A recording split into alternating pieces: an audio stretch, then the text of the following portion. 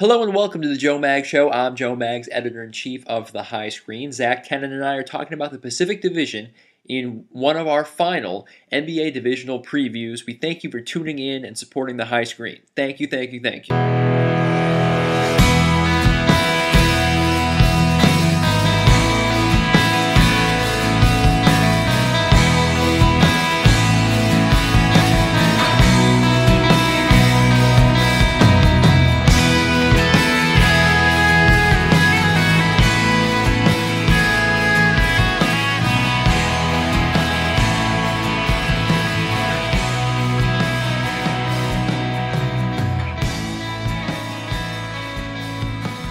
Hello and welcome to the Joe Mag Show. I'm Joe Mag's editor-in-chief of The High Screen. With me is Zach Tennen. We're going to be talking about the Pacific Division, division that had one of the best teams in the West last year, and then a Phoenix Suns team that came out of nowhere to really surprise a lot of people, and then, of course, the Golden State Warriors, maybe the most exciting team in the NBA. And then they have the Lakers, and then they have the Kings. So it's a pretty diverse division, top to bottom. We're going to talk about four of the most interesting questions in this league, in this division right now. Zach, how you doing today? I'm good tonight. What time is it there? It is approaching 1 a.m. See, Zach and I, we spaced these out. So it is 1 a.m. on Monday, October 27th. So we're right on the precipice of the regular season, man. I'm very excited.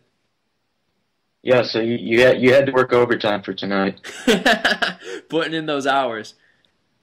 Well, I have a question. My first question for you about the Pacific Division is about the Clippers. A lot of people are bringing them up as a possible legitimate contender in the West, even though they lost in the second round last year. What do you think about the Clippers? See, I think the Clippers are going to be better this year. I really like the addition of Spencer Hawes. I think he spaces the floor in a really nice way, a really natural way. I think that Doc Rivers is going to be ecstatic about having a third big man that he can legitimately play. I don't know about you, Zach, but I'm not a huge Glenn Big Baby Davis guy, and I don't think he was the answer for them. I'm huge on Blake Griffin. I'm a pretty big DeAndre Jordan fan. And so I think when you give Chris Paul this stable of forwards to work with, he's been there long enough now where I think he and Blake and he and DeAndre have a lot of chemistry. They got guys like JJ and Jamal Crawford, Matt Barnes.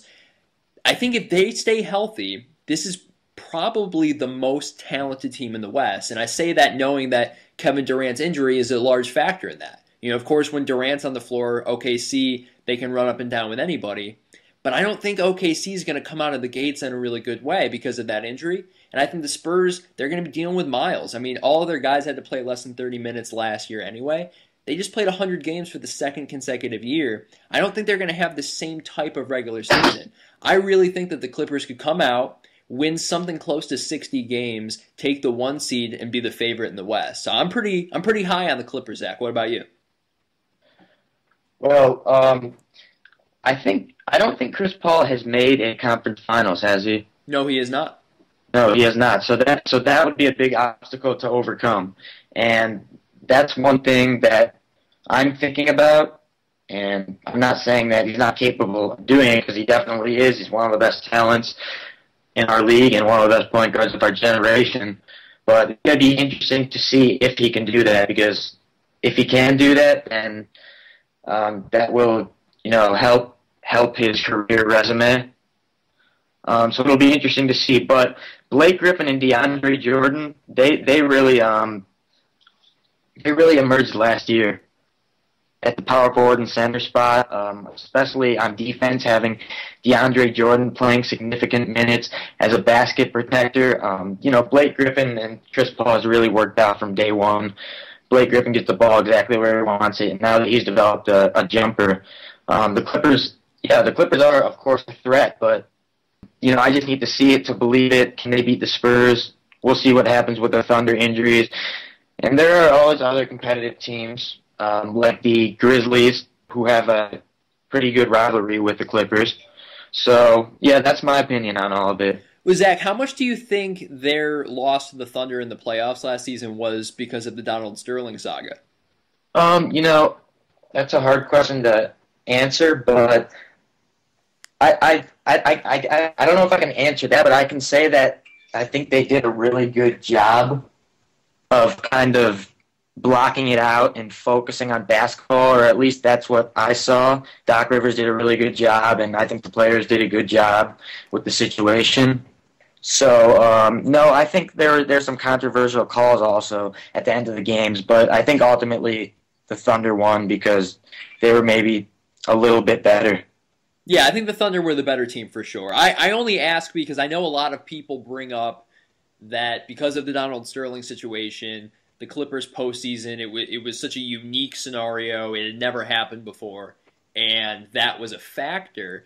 I don't think the Clippers were better than the Thunder or the Spurs last year, but I think what's interesting is this year they might be, and they don't have any excuses. I think for the first time in Clippers history, there's an expectation that they can win the West, and like you said, they haven't even made the conference finals with Chris Paul and Blake Griffin.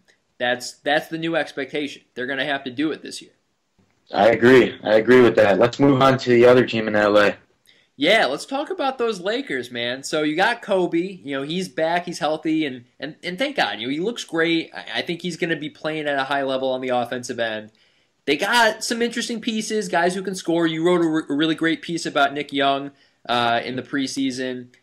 But Zach, this is a team that might be horrendous on the defensive end, and I know reporters, journalists are murdering these guys that they can't shoot, but they're full of chuckers, that they're not going to be able to guard anybody. What do you make of this Lakers team? Well, I'm one to say that the Lakers are not going to be efficient on defense. I don't think they're expected to be.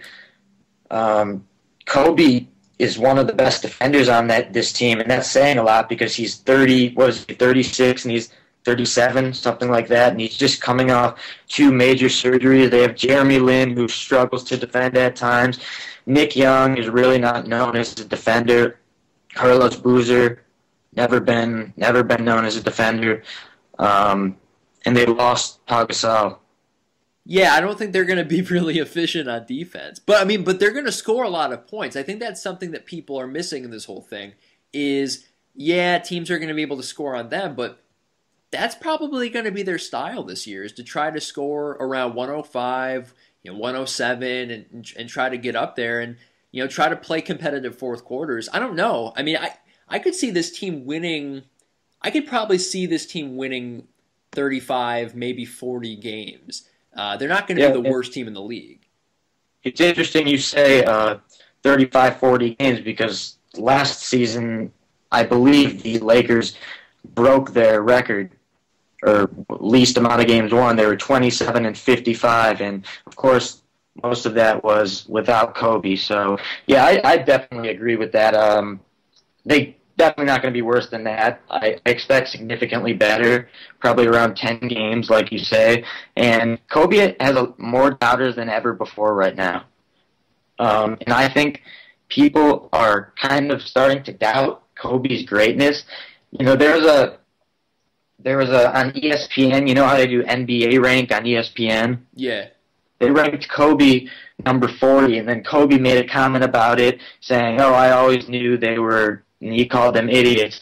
But Kobe, I think he's still a top 15 to 20 player in my mind, without a doubt, because I just don't doubt the greatness of Kobe Bryant. I'm not one to doubt him. Yeah, man. Especially with Durant missing the first 15 to 20 games. I've been doing fantasy basketball drafts the last few days, so it's been on my mind. I don't know how many guys are legitimately 25 point per game scorers right now. And I wouldn't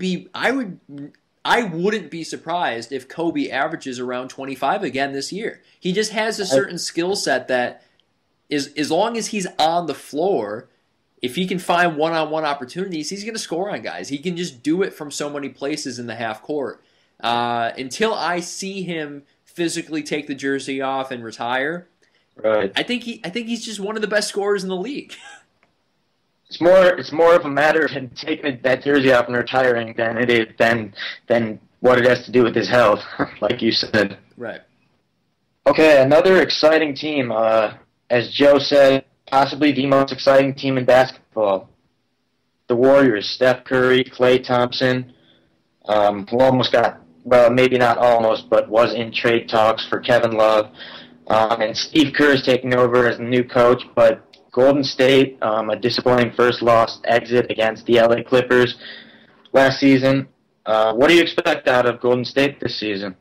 Golden State's a really peculiar team, right? They win 51 games, which in the West is a 6 seed. Uh, and they let go of Mark Jackson, a first round exit notwithstanding. Mark Jackson had a lot of success during his brief tenure in Golden State. He was beloved by the players. Steph Curry, particularly, was really vocal about it. And usually, franchises don't disappoint their best player when they want to keep a coach.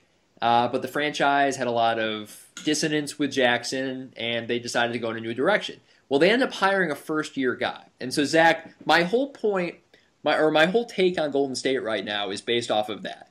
I think there's an expectation that they're going to be one of the best teams in basketball this year. I think a lot of people have been projecting them as the number 4 team in the West. But I think that is only looking at the positives and the best attributes of this team, and that's ignoring some pretty glaring weaknesses, right? They're a pretty strong defensive team. They were a top 10 defense again last year. But that's only if they have all their personnel. And for a team built around 2 young guards who can run and shoot, they're a pretty old team.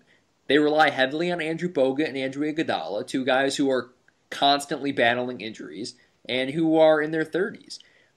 I think that unless Bogut and Iggy are on the floor, it's not the same defense. And you got a guy in Steve Kerr who's not just a first-year coach with Golden State. It's his first time coaching at any level. And as smart a guy as he is, and I think he's going to be innovative. He's going to bring in some cool tricks from the Spurs days and his time with Phil Jackson. I think there's going to be growing pains, and it's really hard to coach in the West as it is. I just have a lot of concerns with this team. I don't think that Golden State is the safe bet that everyone thinks they are. And in a West where all 8 teams look like they're going to return to the playoffs, plus Phoenix could win 50 games, plus New Orleans has Anthony Davis, isn't it possible that Golden State has like a freak injury or they have some really tough growing pains early in the year and they struggle? I think it's completely possible that Golden State misses the playoffs, and I feel like everyone's talking about them like they're a lock to win a playoff series or two. And I don't know. I mean, what's your take on the Warriors? I definitely hear what you're saying. I think they stuck around 6, 7 seed for most of last year, and then, when it all played out, when Phoenix missed that playoff spot, and then Memphis and Dallas got them, Golden State, they must have won more games near the end of the season, and they got that 6th seed. So they were the underdog in that series. The Clippers were expected to win, and I don't know, maybe their expectations are too high on Golden State. What I do know is Stephen Curry is an unbelievable shooter. Probably the best shooter I've ever seen. Klay Thompson is a great shooting guard, top 5 shooting guard, but Andrew Bogut is very important to them because we have seen their team excel. We saw it not last playoffs, but the 2013 playoffs. They won in the first round and they lost the Spurs in the second round. Andrew Bogut was a big part of that. When he's on the floor, I think they're a different team. And without somebody to protect the rim, since they rely so much on outside shooting, they're going to struggle to be able to get over the hump, like you said. Yeah, and don't get me wrong, I'm a huge fan of Steph Curry. And while I disagree with their choice to, well, it's all reported, and I thought you said it correctly. We don't know how close the Klay Thompson rumors were to being true, but if, hypothetically, they had a chance to trade Klay Thompson for Kevin Love, I think they should have done it. I think it's a very unique opportunity to pair Steph Curry and Kevin Love. So if they turn that down, I think that was the wrong move. But what I will say is Klay looks phenomenal. Klay looks bigger. He looks like he was playing the best basketball I've ever seen him play for the Team USA this summer. And I think when you have a backcourt like that, it's important to keep them together. I think they have all the potential to be the best backcourt in basketball at some point. But they're going to need that because, if you're relying on Bogut and Iggy to get you over the hump in that West, I don't know if that's enough, and I think you need Clay to be a different type of player during the regular season and in the postseason than we've ever seen him before. So I don't know. We'll see. They're always fun. They're always fun to watch, but we'll see what they can do in the postseason. Zach, I got one more question that we should break down, and that is the Phoenix Suns. So it's Jeff Hornacek's second season as coach, and last year they shocked everybody in the basketball universe. They won 48 games, but because the West is impossible. They won 48 games, they don't make the playoffs, and it looks like all 8 teams could make the playoffs again. Zach, does Phoenix have enough to get over the hump in the West? It's tough to answer that question right off the bat, but let me say a few things. I have the sweet luxury of living here in Arizona, about an hour outside of Phoenix. I went to a few games last year, and at the beginning of the year, like you said, they weren't expected to be in playoff contention. So, I look at all the rosters before the year, obviously. I was looking at the Morris twins, PJ Tucker, Bledsoe and Dragic. Didn't know how that was going to work out. I think they had Jeremy Green and the Plumlee at the time. I was like, all right, this is a group of young guys. Maybe we'll be towards the 12, 13 spot in the West. And they just kept winning games. And, I called my dad and I talked about it every week. I'm like, Dad, the Suns are like third, fourth in the West right now. He was like, yeah, that's unbelievable. So Jeff Hornacek, he definitely did one heck of a job last year. But like you said, it's going to be tough. I'm not picking them to make the playoffs, but of course I wouldn't be surprised if they did. Goran Dragic, he really came into his own last year. He really established himself as a really good point guard and was actually maybe an all-star snub. Some might think he's been an all-star. It's tough. There's only 12 spots, Right. And Eric Bledsoe, I didn't expect the two guys to mesh as well together as they did last season. Eric Bledsoe, the main thing about him is that he can guard the two. And that's why he's such a valuable player, and so many teams like him, because he's a two-way player, and you just don't find so many two-way players that are as valuable as Bledsoe these days. So it's going to be really interesting to see if they lost Channing Frye, and he was a big part of their success, the way he shot the three ball, and how he stretched out defenses. So it will be interesting to see. Yeah, you wrote about Channing Frye for us during the preseason, and I'm with you. I think Channing Frye is a really underrated player. I don't know, a lot of people were hating on the contract that Orlando gave him. They didn't understand why that they would want to invest in that type of player, but allow me to defend Frye. I think for Orlando, they get a steal because for $8 million a year, they get an NBA veteran for their locker room. They get a guy who's going to make it a lot easier for their young athletic guards to get to the rim because he has so much gravity. He draws his post defender comes all the way out to the arc to guard him. And in a couple of years when Orlando's good, now all of a sudden they have Channing Frye, who's one of the the toughest offensive assignments in the game. I love the move. I think Phoenix is really going to miss him. Do you think the Morris twins and Plumlee, but mostly the Morris twins, do you think they can absorb that role at all? I think they're going to keep the same role they had because they had pretty specific roles. When I was watching them at the games last year, Markieff Morris would come off the bench, and he was one of the 6 Man of the Year candidates. He likes to get the ball at that elbow and score it. That's his role. I don't see him being, he doesn't have the height of They do have pretty good height, probably close to Channing Frye, but something about Channing Frye, I think he has a longer wingspan and he can see over defenses, and he's just really acclimated to shooting that three-point. He's practiced it for a long time. All right, so the Pacific Division, a lot of talent. We didn't get to the Sacramento Kings, but there's none of these teams are terrible. And while the Kings and the Lakers they don't really have a chance to make the playoffs. I think what's going to be fun is seeing these teams compete. West Coast battles. You're staying up late at night on League Pass and on TNT, and the Pacific Division always a fun watch. Zach, we got one more division to break down, so thank you for tuning in and check us out for our final preview of the preseason. We're going to break down the Southwest. Thanks for tuning in.